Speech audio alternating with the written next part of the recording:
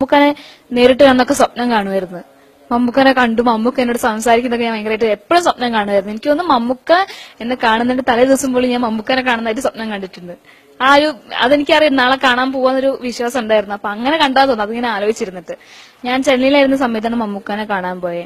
എനിക്ക് ശരിക്കും ഭയങ്കര ടെൻഷനായിരുന്നു. കാരണം മമ്മൂക്ക 4:30 എത്താൻ പറഞ്ഞിരുന്നു.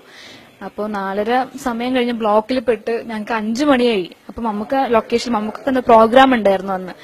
അപ്പൊ ഞാൻ വിഷ്ണുണ്ടായിരുന്നു. ഞങ്ങള് കിതച്ച് കുറെ ഇറങ്ങി നടന്നു, കുറെ കാറിൽ കയറും, അങ്ങനെ ഓടി കിതച്ചിട്ട് അവിടെ എത്തി. ചോർജേട്ടൊക്കെ വിളിച്ചു, വേഗം വായോന്ന് പറഞ്ഞ് വിളിച്ചു.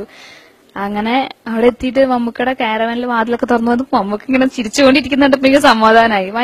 ഭയങ്കര എനിക്ക്, കാരണം മമ്മൂക്ക എന്ന് പറയുമ്പോൾ എനിക്ക് ഭയങ്കര ടെൻഷൻ. പുറത്തുനിന്ന് കേട്ട് മമ്മൂക്ക ഭയങ്കര സീരിയസ് ആണെന്ന് കേട്ടിരുന്നു. പക്ഷെ അന്ന് കണ്ടപ്പോ ഒന്നും അങ്ങനെ ഒരാളെ അല്ല മമ്മൂക്ക. ഭയങ്കര കൂളായിട്ട് സംസാരിച്ചത്. എനിക്ക് ഒരുപാട് സ്നേഹം കൂടി.